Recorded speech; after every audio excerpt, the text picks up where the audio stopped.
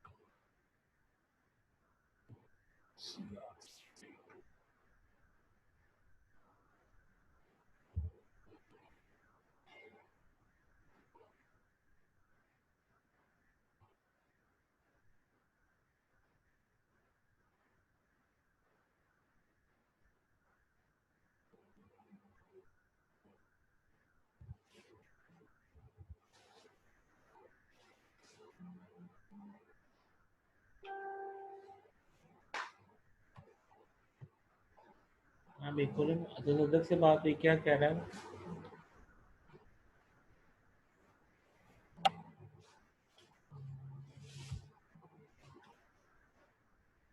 तसद्दुक़ से आपकी बात हुई तो क्या कह रहा हूँ?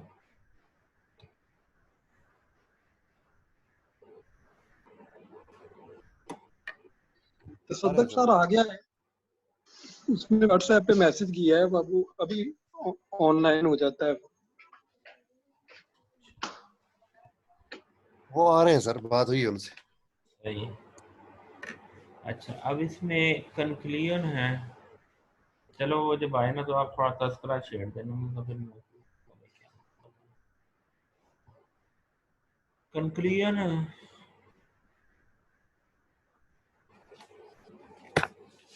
कंक्लूजन में आपने क्या चीज़ मेंशन करनी होती है? Highlight the most important things you want reader to remember. जिसको रीडर को जो है चीज़ को याद रखें, उसको जो है वो आपने कंक्लूजन में देना है। Novelty, uniqueness of system to solve problem, prove that it is better or at par with existing system in terms of goal it aims to achieve। यानी या तो वो उससे बेहतर हो जाए या इसके जो ऑब्जेक्टिव थे वो अचीव कर लें। Evidence on usability, effectiveness, what has been learned about its implementation, further future work, enhancement planned, ये सारी चीजें आपने मेंशन करनी। आप भी तसद्दुक़ भाई, क्या हाल है? ठीक ठाक सर, शुक्र अल्लाह का। आज किधर गए थे? खैरियत ही थी ना?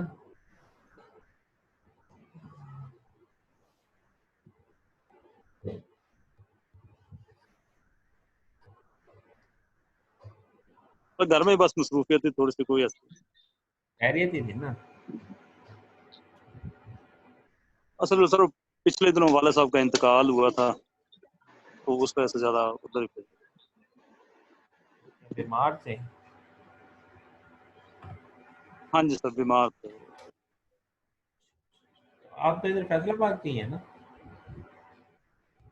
हाँ जी, मैं फैसलाबाद। चलिए, अल्लाह पाक उनको एक दुआए दो माह जरा रहमत वो में जगह दो। ज्यादा बीमार है तो फिर बस यार। हाँ जी,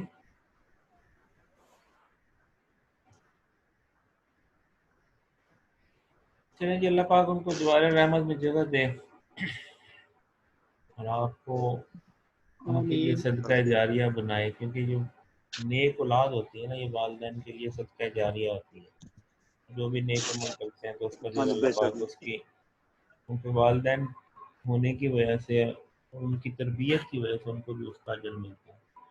असल चीज़ यही है कि नेक औलाद छोड़ जाना सबसे बड़ा सदका जारिया होता है। हम लोग दुनियावी लिहाज से तो बच्चों की बड़ी तरबियत करते हैं, कोशिश करते हैं कि ये हाई से हाई हो जाए, लेकिन दूसरी चीज़ों में थोड़ी सी कोताही सुस्ती कर देते हैं। लेकिन फिर भी सब लोग एक जैसे नहीं होते, तो कोशिश यही करनी चाहिए कि उनका जो है ना, जो असल मकसद है उसकी तरफ रहे। ठीक है जी जी। सर। इसके बाद जो कंक्लूजन है, कंक्लूजन में जो चीज़ें नोटिसेबल होती हैं, जिसको आप चाहते हैं कि रीडर जो है उसको रिमेंबर रखे, याद रखे, और उसको जो है उसको आप कंक्लूजन में लिखते हैं। जो भी अचीवमेंट्स हुई होती हैं उसको मेंशन करते हैं, जो इम्प्रूवमेंट्स हुई होती हैं उसको आप मेंशन करते हैं, और जो चीज़ें आपने इम्प्लीमेंटेशन से लर्न की हैं वो इसके अंदर लिखते हैं। फ्यूचर वर्क भी कंक्लूजन करते हैं। अलग से भी बात दफा होता है, ये डिपेंड करता है कि अगर फ्यूचर वर्क में हम ज़्यादा चीज़ें सजेस्ट करना चाहते हैं तो अलग से दे देते हैं, अदरवाइज कंक्लूजन के अंदर ही फ्यूचर वर्क। इसके बाद जो आ गया थ्योरेटिकल पेपर, ये वाले जो रेफरेंस यहाँ पे लिखे हैं ना, इनको जरूर आप सर जी सर वो आपने चेक कर लिया? आपने कहा था मैं असाइनमेंट चेक करके बताऊंगा।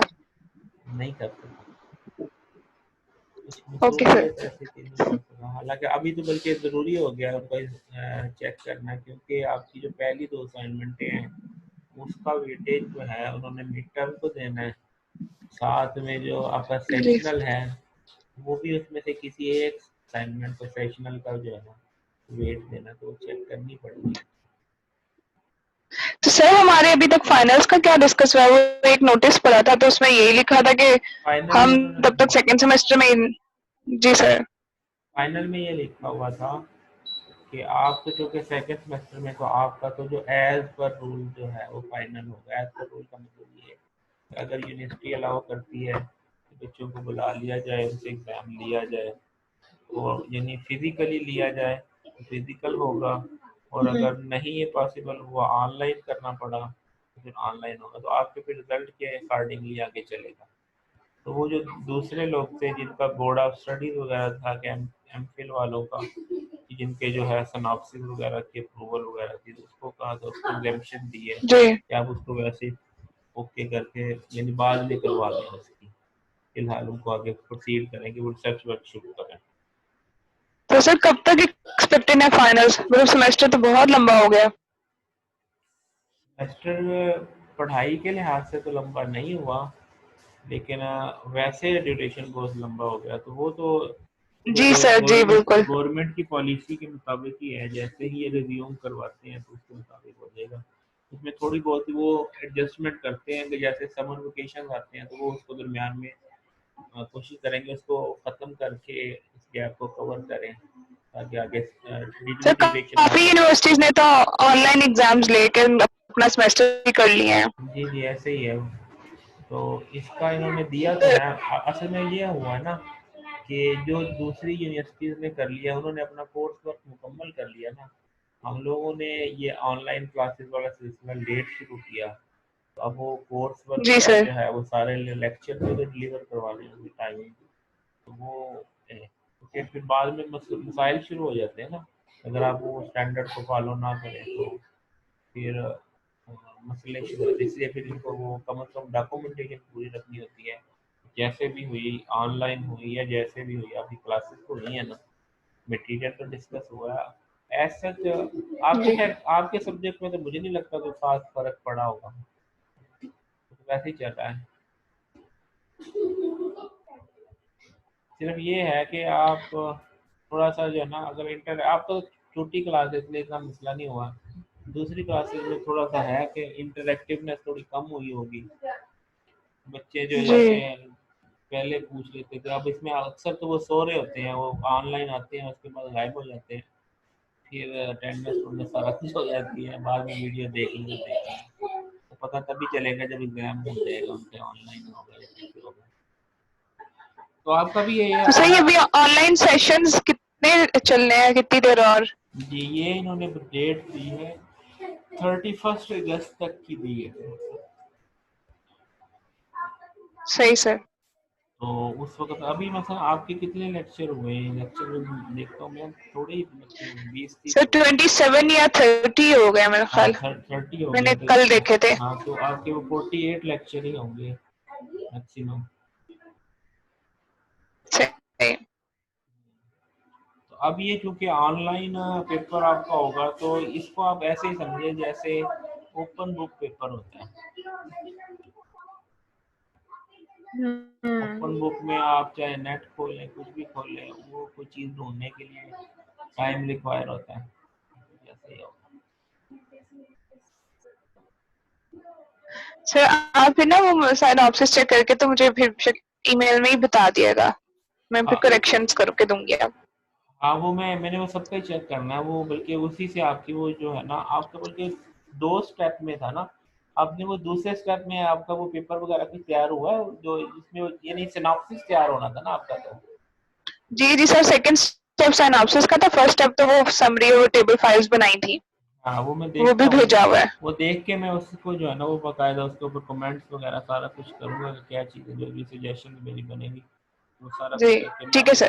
सेंड बैक करता हूँ सबको। Okay sir, thank you. अच्छा, अब इसमें थ्योरेटिकल पेपर के अंदर जो है ये जो जैसे हमारे ये स्टार्ट में रेफरेंस लिखा हुआ ना, इसको आपने जरूर देखना। जैसे पहले कि सिस्टम पेपर के अंदर क्या क्या चीज़ें होती हैं, ये एक पेपर लिखा है ना, ये थ्योरेटिकल कंट्रीब्यूशन क्या है, व्हाट कंस्टिट्यूट थ्योरेटिकल कंट्रीब्यूशन।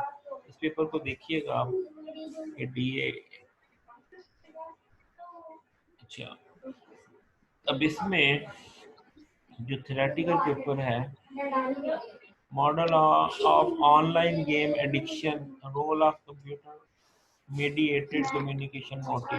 अब ये जैसे इसमें जो है वो कंसेप्चुअल है थ्योरेटिकल के अंदर, या उसको या कोई केस स्टडी हो जाएगी, बस इतनी चीजें होती है इसमें।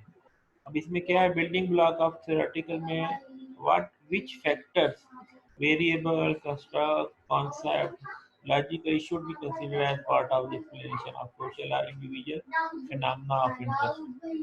ठीक है, और फिर हमारे पास ये है, ये येलो वाला आपको नजर आ रहा है, वो include all the right factors, ये नजर आ रहा है आपको, इसके ऊपर लिखा हुआ नो सर। नहीं आ रहा है, इसके ऊपर लिखा है we included all the right factors, comprehensiveness are all relevant factors included, presumably parsimony should some factors be deleted because they did little additional value to our understanding, should some factors be deleted because they did little additional value to our understanding। इसमें वो यानी आपने decide करना होता है किन factors को आपने जो है ऑब्जर्व करना है, और इसमें हाउ में क्या है, having identified a set of factor how are they related, और arrows connecting the boxes to explicitly delineate patterns and introduce causalities, what and how elements constitute the domain or subject of the theory। The more complex the set of relationship under consideration, the more useful it is the graphical depiction। यानी theoretical paper के अंदर आपने theoretically जो है चीज़ों के concepts वगैरह को हाईलाइट करना होता है, उनके रिलेशनशिप्स को, उनके इम्पैक्ट को।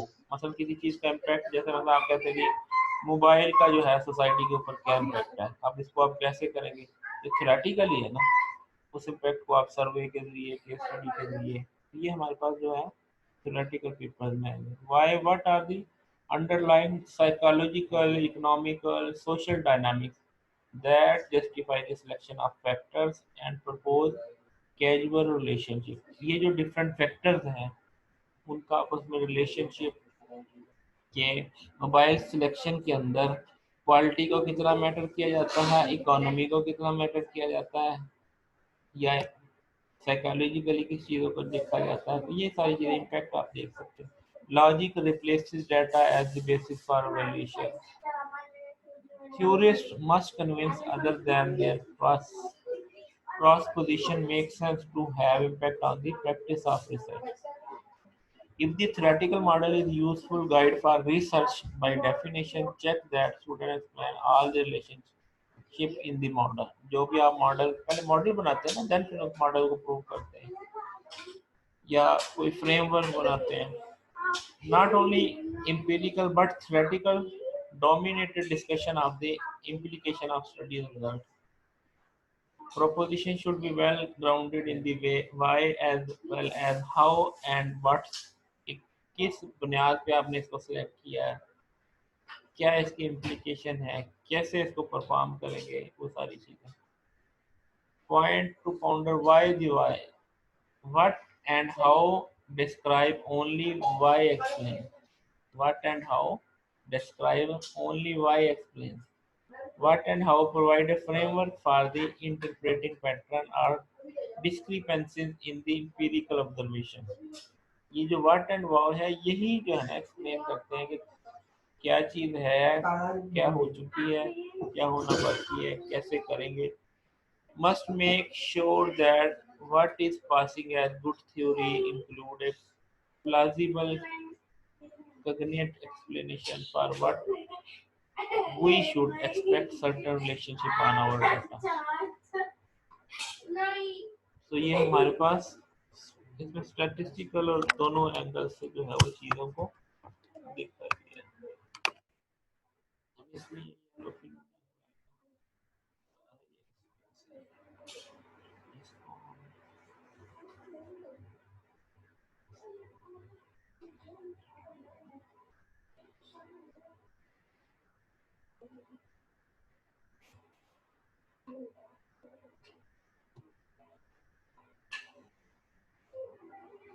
वैसे तो यहाँ भी लिखा हुआ है these condition place limitation on the property.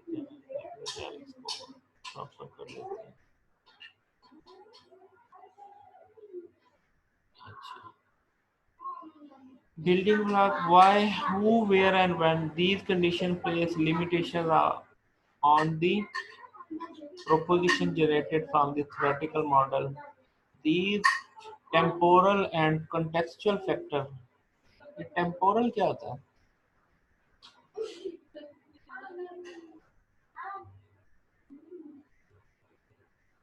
Sir ऐसा डेटा जिसके साथ टाइम अटैच हो. इसके साथ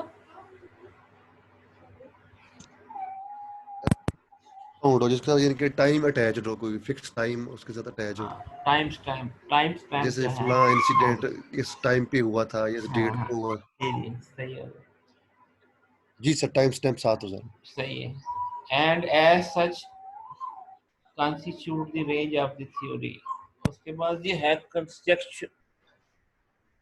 contextual limit of the theory, especially important for theories based on experiences.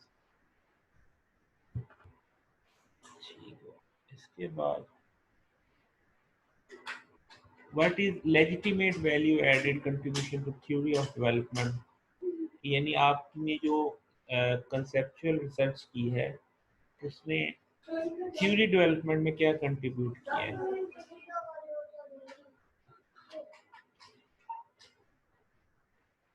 The addition and deletion typically proposed should be a sufficient magnitude to substantially alter the core logic of the existing model.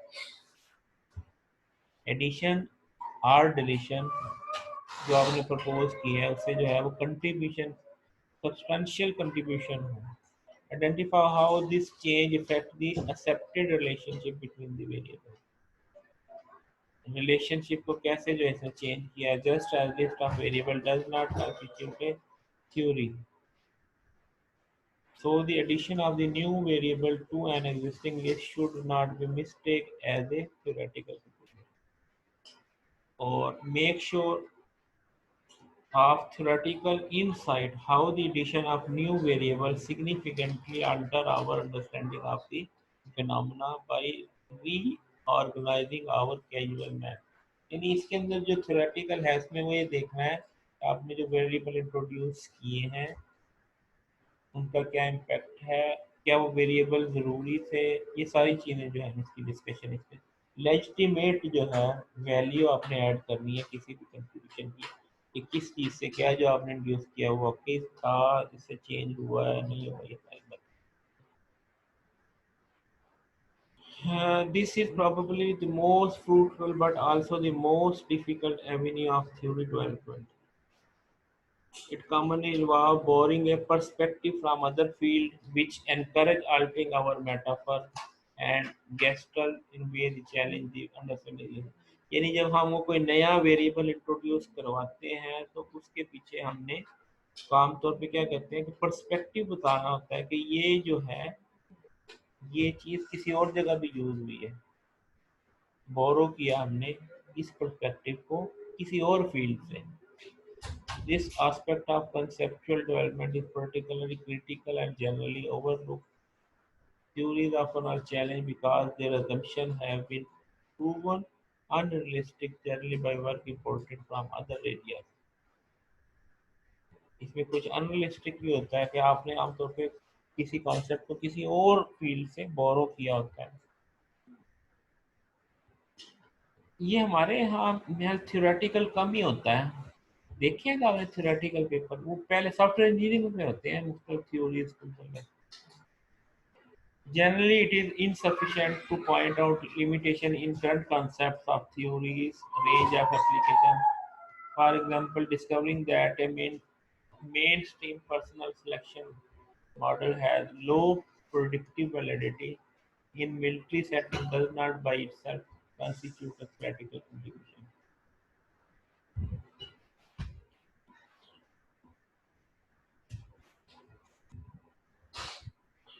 Sir ये जो जी system आपने भी बताया, जो system papers जो होते हैं जी उनमें भी तो हम कुछ मॉडल वगैरह डेवलप करते हैं ना, मॉडल जो है डिजाइन करते हैं, तो हम नहीं उनको भी थ्योरेटिकल में भी ले सकते हैं. नहीं, उसको उस तरह थ्योरेटिकल में वो नहीं होता. वो असल में वो मॉडल तो बनाया होता ना हमने उसके डिजाइन को शो करने के लिए. सही. वहाँ पे जो बेसिकली मॉडल वो सिस्टम का डिजाइन वहाँ पे होता जो है. मॉडल हाँ वो तो सिस्टम डिजाइन के अंदर आता है ना. वहाँ पे जो मॉडल यहाँ पे इस मॉडल ये मॉडल कुछ और है. ये तो वो है ये जो कंसेप्चुअल मॉडल्स हैं यहाँ पे. तो ये जो थ्योरेटिकल पेपर्स के अंदर कि आप किस तरीके से जो है किसी भी नई थ्योरी के अंदर इन चीज़ों के इम्पैक्ट को जो है वो हाईलाइट करते हैं. ये उस मॉडल को सही. हाँ ये वो कुछ और चीज़ है. जैसे अगर वाटरफॉल मॉडल है तो वो ये थ्योरेटिकल पेपर में आ जाएगा. हाँ जिसके अंदर वो आप डिफरेंट पैरामीटर्स के साथ चीज़ों को जो चेंज करना आप कोई नया मॉडल बनाते हैं. सही. ये कुछ ठीक है. और फैक्टर्स अगर नए हम उसे यानी कोई नए फैक्टर्स आप ऐड कर लेते हैं वो बोरे कर लेते हैं किसी और फील्ड से इस तरीके से. इसमें आमतौर पे जो इसमें होते हैं कि मतलब आप कंपोजिशन कर लेते हैं दो तीन मॉडल्स को कंबाइन करके कोई नया मॉडल जो है ना वो इस तरह का काम भी करते हैं आमतौर पे. सही.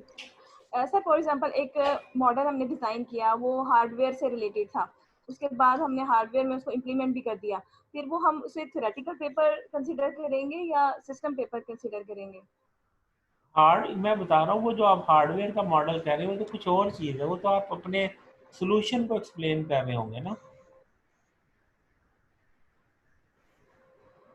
नहीं सर, मतलब अगर उसने कोई हार्डवेयर में ही चेंजेस करके कोई नया हार्डवेयर डिजाइन किया है. ये वो थ्योरी का तो नहीं. उसमें कोई नई थ्योरी की बात इंट्रोड्यूस करवा रहे हैं क्या? ये तो थ्योरेटिकल कुछ और चीज़ है. ये उसके कॉन्सेप्ट की बात कर रहा है, मॉडल की बात कर रहा है. ठीक है sir. The conclusion has theoretically merit only if something about the new setting suggests the theories shouldn't work under those conditions. ये सारी इसकी legitimation के मुतल्लिक बात है. The common elements in advancing theory development by applying it new setting and need of theoretical backup law. What is new about the theory itself as a reuse of working methods in different conditions. New application should improve a tool, not reaffirm its utility. रीफर्म ना करें यानी वो जो जैसे valuation study होती है ना कि किसी ने काम किया आपने कहा हाँ ये ऐसे ही करता है उसको मैंने रीचेक कर लिया. ये वो रीचेक वाला काम नहीं इसमें होता है. इसमें कुछ ना कुछ इम्प्रूवमेंट वाली बात करते हैं. Writing abstract for theoretical paper इसमें objective methodology impact lesson learn results motivation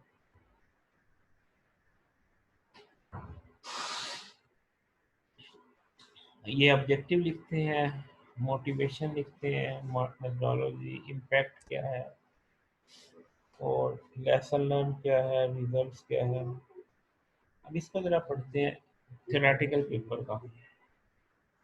model of online game addiction, the role of computer mediated communication motives. Online games are rapidly gaining popularity because of increased awareness of online game addiction in a legitimate concern. Understanding why and how people become addicted to online games is crucial. Our research model was empirically evaluated using a survey data collected from online game users. The partial least square method of structural equation model was used to examine the research hypothesis. The findings revealed that mediated motive, entertainment, passing time, and escape, and impersonal motive, social interaction, and co-playing, significantly influence how experience, which in turn influence addiction. In addition, the study implies that interpersonal motive influence that how of online game player more than mediated motive do. Previous studies have mainly focused on negative effect of addiction, whereas the paper proposed online game addiction is crucial for how the finding of the study elucidate some crucial determinant of player addiction that have been addressed by previous research. The behavior of online game player has become a critical concern for online game designing and growth. Therefore, research is necessarily believes the understanding online games player behaviour in crucial. अब ये देखे ना, ये कुछ जो है psychological और दूसरे तीसरे इम्पैक्ट्स को लेके चला है। इसके अंदर उनके मॉडल्स होते हैं जो उन स्टडीज में जो सर्वे के लिए जो इम्पैक्ट फाइंड करने के लिए, ये वो वाले मॉडल जो आपके मॉडल है ये उनसे डिफरेंट है। इनको और उसको आपने मिक्स नहीं करना। वो ये थ्योरेटिकल फ्रेमवर्क, थ्योरेटिकल मॉडल ये कुछ और चीजें हैं, वो जो आप वाला मॉडल है वो कुछ और है।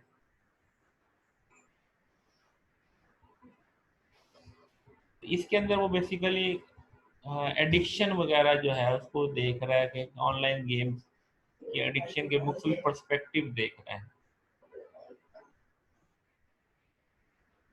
ये जो है वो सोशल साइंस और मैनेजमेंट साइंस के एरिया में ज़्यादा बनते हैं ये इस तरह के पेपर, क्योंकि इसमें वो कंप्यूटर का तो कुछ इतना खास ऐसा लेना देना नहीं बनता। इसमें तो प्रोग्रामिंग इस तरह के पेपर्स को इतना ज़्यादा वो बुलाइज नहीं किया जाता। कंप्यूटर जरूर यूज हुआ है लेकिन वो इंफॉर्मेटिका जैसे ना थीमेटिक एंड इंफॉर्मेटिक्स में जर्नल भी वैसा ही है। ये मोटिवेशन आ गई, ठीक है। उसके बाद ये ऑब्जेक्टिव आ गया, why and how people become addicted to online game. फिर इसके बाद ये मेथोडोलॉजी आ गई, इसमें हमने ये यूज किया। फिर इसके बाद जो है रिजल्ट्स आ गए, और फिर लेसन लर्न के पर here studies have mainly focus on the negative effect, ठीक, और इम्पैक्ट किस किस के ऊपर है। और फिर इसके बाद जो है कंक्लूजन वगैरह। तो introduction, outline of suitable paper क्या हो गया? Introduction, literature review, research model and hypothesis, discussion and application, data analysis and result, research methodology, conclusion. Sorry ये रिसर्च मॉडल के बाद मेथोडोलॉजी है, फिर डाटा एनालिसिस एंड रिजल्ट का डिस्कशन है, और कंक्लूजन। इसमें ये वो मॉडल और हाइपोथेसिस आप देते हैं, ठीक है। ये मॉडल किसी चीज को एक्सप्लेन नहीं कर रहा होता, यानी ये वो ये लाइन ऑफ एक्शन को रिप्रेजेंट कर रहा होता है कि हमने कैसे काम करना है। सर ये जो हम हाइपोथेसिस जो है वो जब डिजाइन करते हैं तो वो हम अपने रिजल्ट के अकॉर्डिंग डिजाइन करते हैं या हम अपने मेथड के? आपने किन चीजों को आंसर करना होता है करते हैं इसमें। मेरा जैसे मेरा जो था ना, मेरा एक काम था, एक फ्रेमवर्क था एजाइल क्लाउड का। उसके ऊपर मैंने जो है वो एक सर्वे करवाया था। तो उस सर्वे के अंदर बेसिकली हमने ये चीज़ शो करनी थी कि उसके अंदर हमने वो 5 पैरामीटर मुख्तलिफ थे कि जो इस मॉडल से या एजाइल और क्लाउड की कम्बिनेशन से कम्युनिकेशन पे क्या फ़र्क पड़ा है, फिर एजाइल डेवलपमेंट में क्या फ़र्क पड़ा है। वो उसमें 5-6 वो फैक्टर्स थे, ठीक है। और जो है ना उसके ऊपर फिर वो हमारे, मैं बल्कि आपको वो पेपर ही दिखाता हूँ, उससे जो है आपको थोड़ा सा अंदाज़ा हो जाएगा कि इसमें हम क्या चीज़ डालते हैं।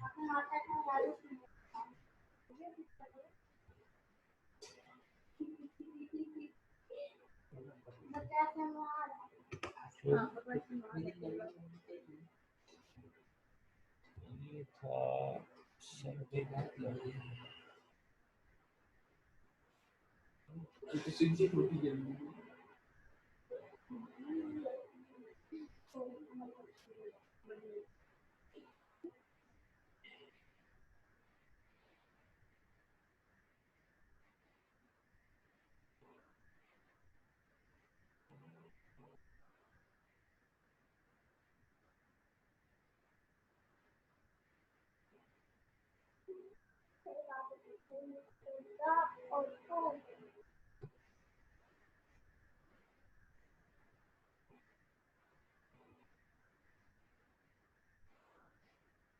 जैसे ये सर्वे पेपर था, ये अरेबियन जर्नल के अंदर छपा था।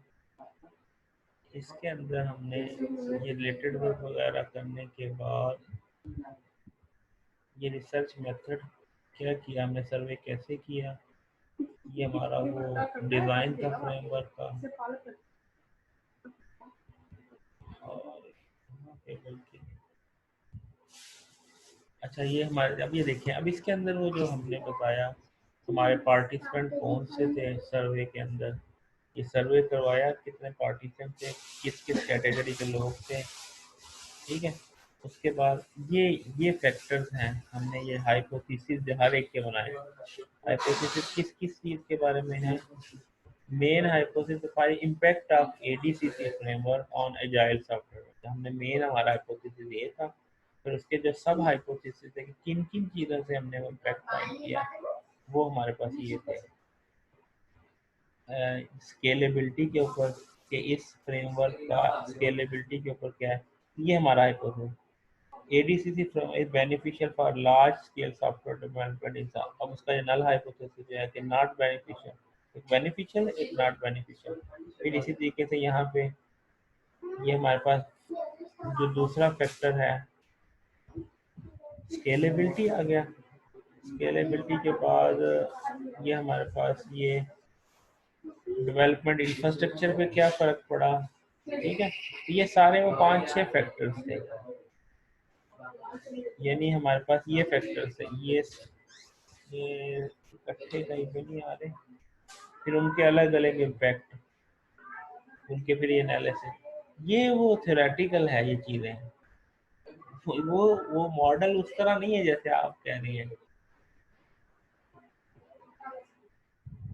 और एक इसका बेहतर हल ये है कि आप जो है ना वो डिफरेंस बिटवीन मॉडल, फ्रेमवर्क और ये 5-6 चीज़ें हैं, फ्रेमवर्क, मॉडल, मेथडोलॉजी, मेथड, इनको देखें, उनकी डेफिनेशन देखें, फिर आपको वो चीज़ें क्लियर होंगी कि ये क्या चीज़ है, ठीक है। चलिए जी, इसको यहीं पे ख़त्म करते हैं वरना ये बंद हो जाएगा। बल्कि पहले मुझे वो अटेंडेंस लेनी थी, अटेंडेंस ले लूँ, कैंसिल करता हूँ, यहाँ पे पार्टिसिपेंट की है।